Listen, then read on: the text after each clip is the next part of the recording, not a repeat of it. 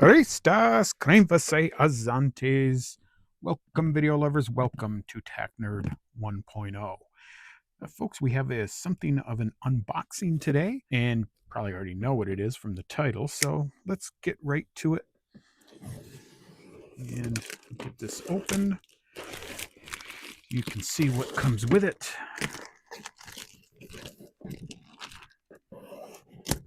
Using my Kershaw today, in case you wanted to know.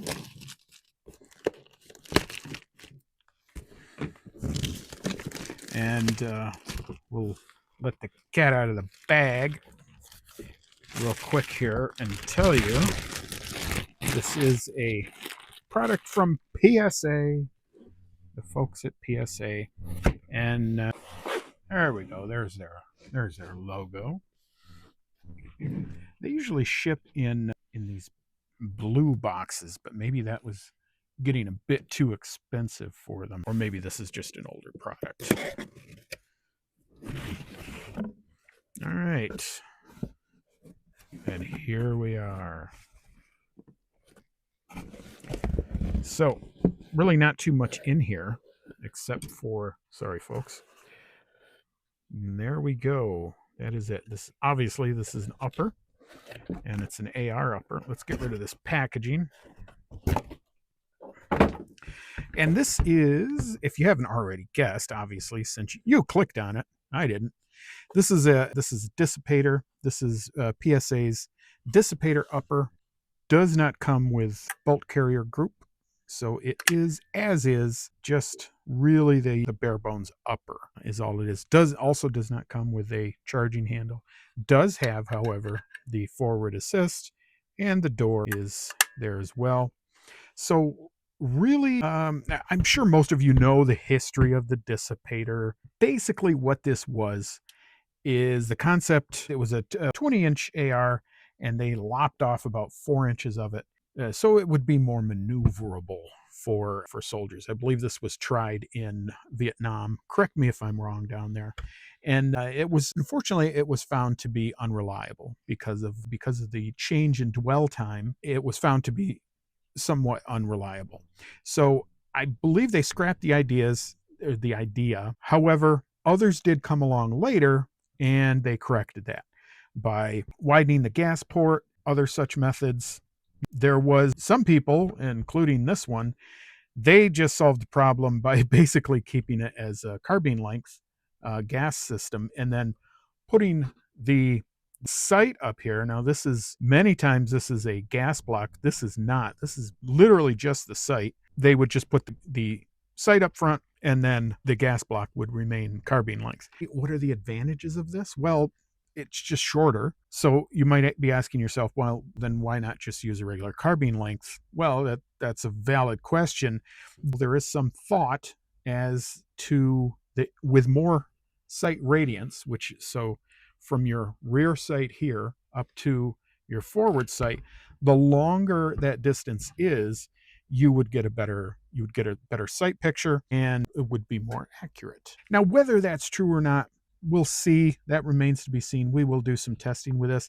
A lot of it is just collectability and such.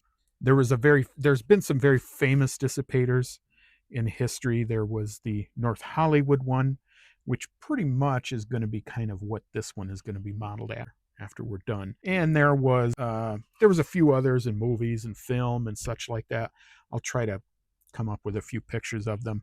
But basically, I bought this. I kind of wanted to get into some kind of a little retro project, and I did not have a regular AR that's chambered in 5.56 that I'd be using for the channel. I have one that I show often that's chambered in 7.62 by 39, but that's something of a oddity. So I thought we'd use this. I do have a lower that I'm planning on using for this. Unfortunately, the lower has a little something to be desired as well. Now, this is most likely the one that I'm going to be using. This is an H&R lower. It does have the government markings on it. Unfortunately, I grabbed this one because it was a blem, not really thinking about it, and this is not really the correct marking for this is a commando, so this would really be for car 15. For our purposes, it's going to be fine though. But the shape of it and the look of it is generally pretty correct.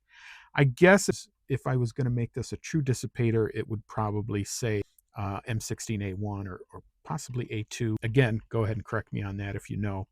But we're just going to use this one because this is what I have. And then now these are flat tops. So now PSA through H&R, through this company, they also do make their own uppers. However, they're pretty expensive. I just wanted to go with something just to get this going. And again, this is generally going to be a fairly cheap project, just using some stuff that I had to complete this.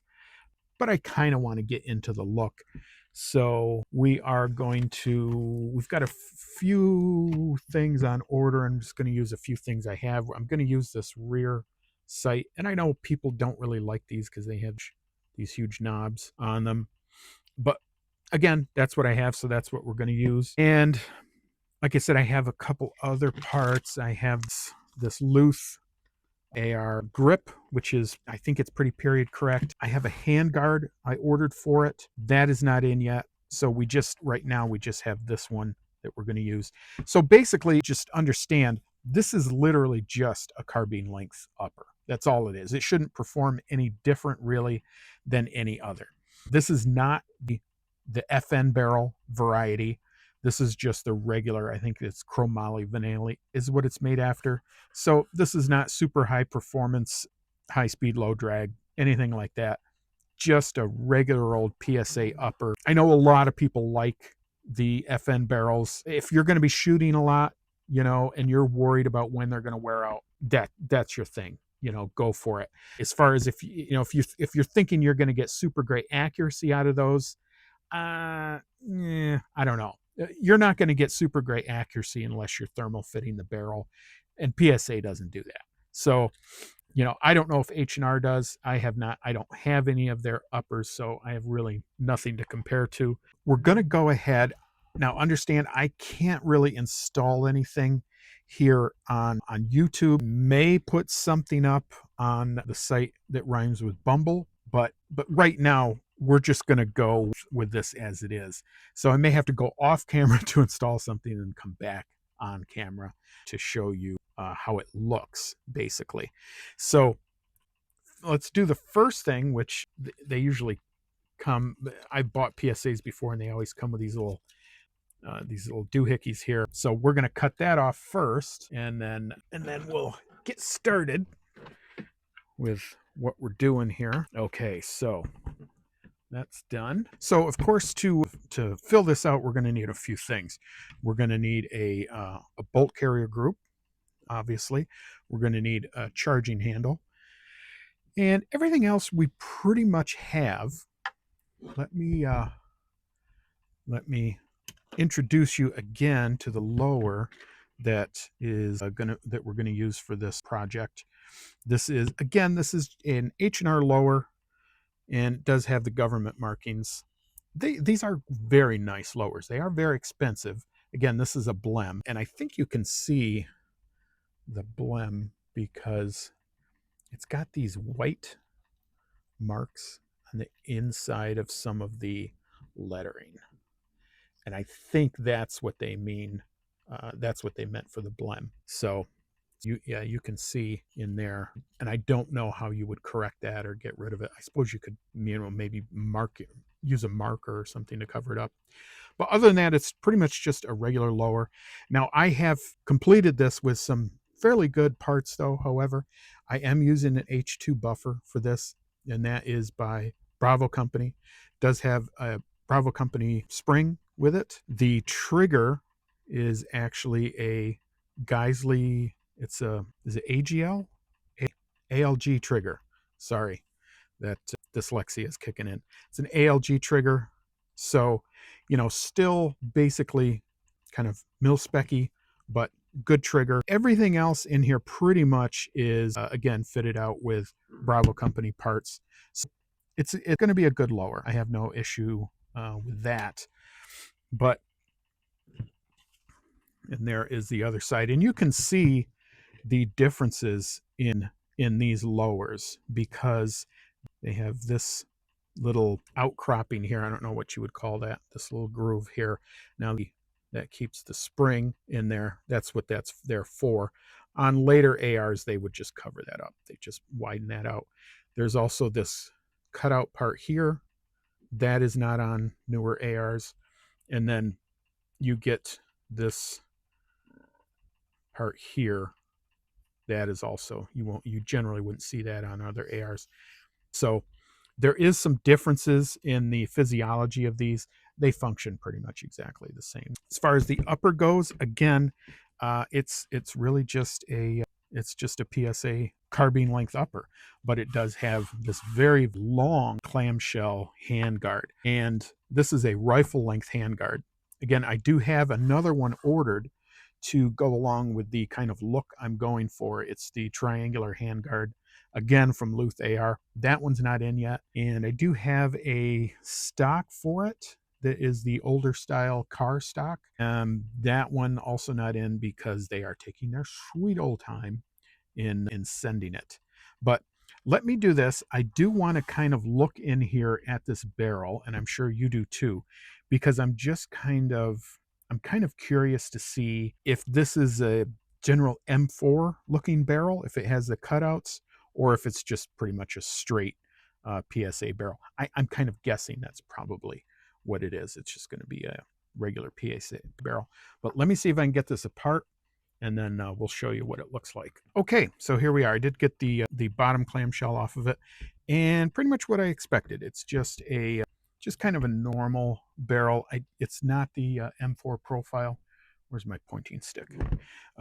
So we just have a low profile gas block on it right here at the carbine length position, and then it's pretty much just a straight barrel. This barrel has more of a, I'd call that more kind of a semi-gloss appearance.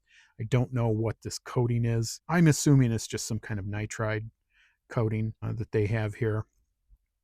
And then you have a triangular cap right here, and that's going to hold on your rifle length handguard. I have heard of some people that have used other handguards with these in the past, and they've had issues with the low profile gas block getting in the way. I'm hoping that does not happen with the triangular handguard that I have on the way. I don't think it will, but again, we shall see. So let's go ahead. We'll get the lower clamshell back on, and then go from there. Well, there you have it, fellow humans. Another day in the wasteland. If you feel this guide has been useful, don't forget to hit that like button and make sure you are subscribed so you are ready for whatever the apocalypse throws at us next. Drop a comment down below with your own survival tips and what you would like to see in the next episode. If you feel you have been so entertained, consider throwing us a super thanks, as well as joining as a member, making me your guide through the wastelands. Until next time, folks, stay resourceful, stay sharp, and above all, survive.